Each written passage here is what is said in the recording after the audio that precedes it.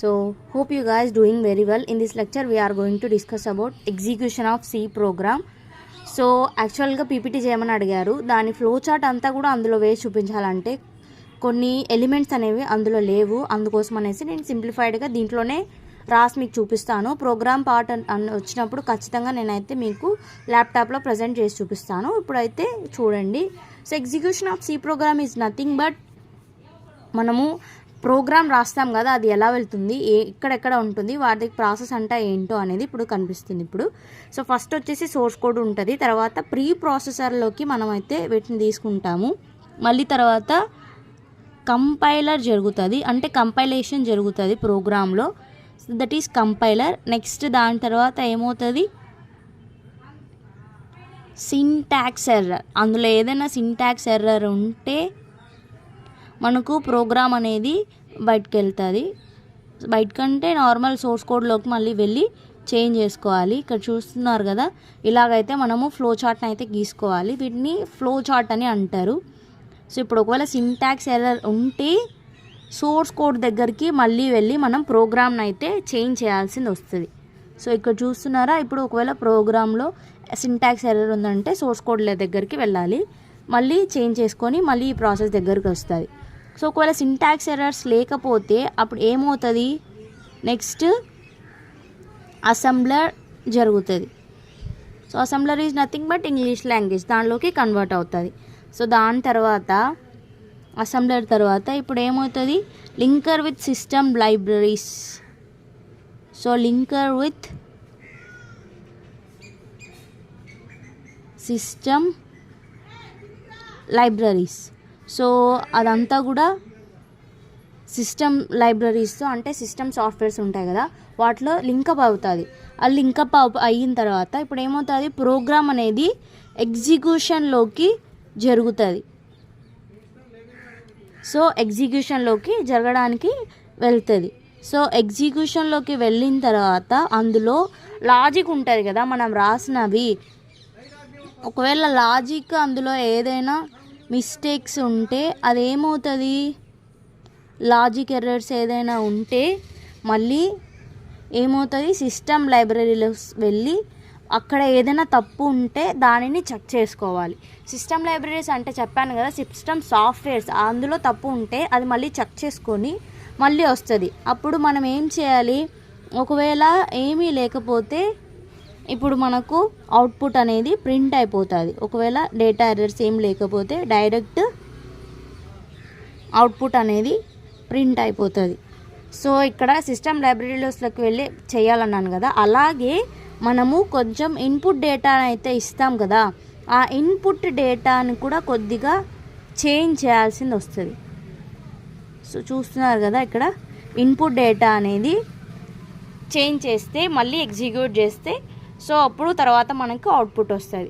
So these are the execution of C program. So this is the execution of C program. So మీకు అయితే అర్థమవుతుంది కదా. First అయితే source code నుంచి ప్రీ ప్రాసెసర్లోకి వెళ్తుంది. Preprocessor is nothing but hash, అక్కడ మనం ప్రాపర్గా మెయింటైన్ చేయాలి. తర్వాత కంపైల్ జరుగుతుంది ప్రోగ్రామ్ అనేది. తర్వాత అందులో సింటాక్స్ ఎర్రర్స్ ఏదైనా ఉంటే మళ్ళీ సోర్స్ కోడ్లోకి వెళ్ళి చేంజ్ చేయాలి. ఒకవేళ లేకపోతే అసెంబ్లర్ అయ్యి నెక్స్ట్ సిస్టమ్ లైబ్రరీస్తో లింక్ అవుతుంది. లింక్ అయిన తర్వాత ఎగ్జిక్యూషన్ జరుగుతుంది. ఎగ్జిక్యూషన్ తర్వాత ఒకవేళ ఆ ప్రోగ్రాంలో లాజిక్ కానీ డేటా కానీ ఎర్రర్ ఉంటే అవుట్పుట్ అనేది వచ్చేస్తుంది. ఓకేనా, అది లేకపోతే మనకు అవుట్పుట్ డైరెక్ట్గా ప్రింట్ అవుతుంది. ఒకవేళ ఉంటే సిస్టమ్ లైబ్రరీలోకి వెళ్ళి దాన్ని కొంచెం చెక్ చేయాలి. అలాగే ఇక్కడ ఇన్పుట్ డేటా ఉంటుంది కదా, దాన్ని మళ్ళీ కొంచెం చేంజ్ చేయడానికి ట్రై చేయాలి. These are nothing but execution of C program. So దీన్నే యాక్చువల్గా మనము కాన్స్టెంట్ కాదు, కంపైలేషన్ స్టేజెస్ అని కూడా అనొచ్చు. Compilation stages. సో కంపైలేషన్ స్టేజెస్లో ఏమేమి ఉంటాయంటే, ఫస్ట్ వచ్చేసి ఇక్కడ మీకు చూపిస్తాను చూడండి. ఫస్ట్ వచ్చేసి preprocessor, next compiler, next assembler, దాని తర్వాత linker. Those are the steps we're having in compilation stages. So ఇలాగైతే మనకు కంపైలేషన్ స్టేజెస్లో అయితే ఉంటాయి. ఫస్ట్ వచ్చేసి ప్రీ ప్రాసెసర్ జరుగుతుంది, మళ్ళీ తర్వాత కంపైలర్ జరుగుతుంది, మళ్ళీ తర్వాత అసెంబ్లర్ చేయి, తర్వాత సిస్టమ్ లైబ్రరీస్తో లింక్ అవుతుంది. Those are the execution of program. అలాగే కంపైలేషన్ స్టేజెస్లో ఇవి వచ్చేసి స్టేజెస్ అనమాట. నెక్స్ట్ ఇప్పుడు మనము ఇంకొక టాపిక్ కూడా కవర్ చేద్దాం, బికాజ్ ఇది చిన్న టాపిక్ కాబట్టి. కాన్స్టెంట్ ఇన్ సి కూడా ఇందులోనే నేను చెప్పేస్తాను, చూడండి. So now we're going to discuss about constants in C. So చూస్తున్నారు కదా, constants is nothing but normal. ఇందులో 2 టైప్స్ ఆఫ్ కాన్స్టెంట్స్ ఉంటాయి. అవి ఏంటంటే ఫస్ట్ వచ్చేసి numeric constants and character constants. Those are the 2 types we're having in constants, ఓకేనా. So న్యూమరిక్లో మళ్ళీ 2 టైప్స్ ఉంటాయి. 2 టైప్స్ ఏంటివి? ఫస్ట్ వచ్చేసి ఇంటీజర్ కాన్స్టెంట్, నెక్స్ట్ ఫ్లాటింగ్, ఓకేనా. మళ్ళీ ఇంటీజర్లో మళ్ళీ 3 టైప్స్ ఉంటాయి. 3 టైప్స్లో ఫస్ట్ వచ్చేసి decimal constant, next octal constants, next hexadecimal, ఓకేనా. ఫస్ట్ వీటి గురించి డిస్కస్ చేసుకుందాం, మళ్ళీ తర్వాత నేను క్యారెక్టర్ కాన్స్టెంట్స్లో కూడా 2 టైప్స్ ఉన్నాయి, అవి చెప్తాను నేను. ఫస్ట్ ఇంటీజర్ అంటే నార్మల్ తెలుసు కదా మీకు, 1, 2 లైక్ దట్. ఫ్లాటింగ్ పాయింట్ అంటే 1.0. Those are the things we're having. So decimal అంటే యాక్చువల్గా 0 నుంచి 9 వరకు నంబర్స్ ఉంటాయి. సో 0 నుంచి 9 వరకు నెంబర్స్ ఉంటాయి. దీని యొక్క బేస్ ఎంత? 10. అంటే 10 నెంబర్స్ కదా, 0, 0, 1, 2, 3, 4, 5, 6, 7, 8, 9. So those are the 10 numbers we're having in the decimal. So ఇప్పుడు ఆక్టల్ వచ్చేసి, ఆక్టల్ ఎన్ని ఉంటాయి? 0 to 7 వరకు ఉంటాయి. దాని బేస్ వచ్చేసి 8. బేస్ 8 అంటే దాని టోటల్ నెంబర్స్ కలిపితే 8. నెక్స్ట్ హెక్సాడెసిమల్ వచ్చేసి 0 to 15. బేస్ ఎంత? హెక్సాడెసిమల్ అంటే 16. సో 0 నుంచి 15 వరకు కౌంట్ చేస్తే 16 వస్తాయి. So that is the hexadecimal format, ఓకేనా. సో ఇప్పుడు వచ్చేసి మనము క్యారెక్టర్ కాన్స్టెంట్స్ గురించి డిస్కస్ చేసుకుందాం. క్యారెక్టర్ కాన్స్టెంట్స్లో ఏమేమి ఉంటాయి? సింగిల్ క్యారెక్టర్,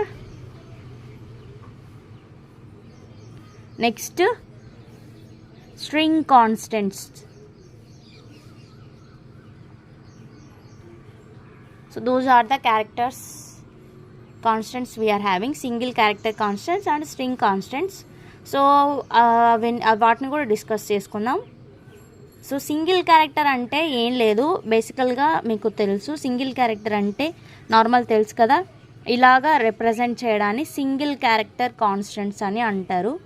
సో ఇక్కడ ఏ కానీ, నెక్స్ట్ ఇలా 0, కోడ్స్లో కామాస్ కానీ, ఇక్కడ స్పెషల్ సింబల్స్ కానీ, స్పెషల్ క్యారెక్టర్స్ కానీ, నంబర్స్ కానీ, ఇవన్నిటినీ కూడా సింగిల్ క్యారెక్టర్స్ అని అంటారు, ఓకేనా. ఇక్కడ 5 ఉంది కదా, 5 అలాగే ఏ వచ్చేసి ఏమవుతుందంటే ఆస్కై వాల్యూస్ అంటాయి.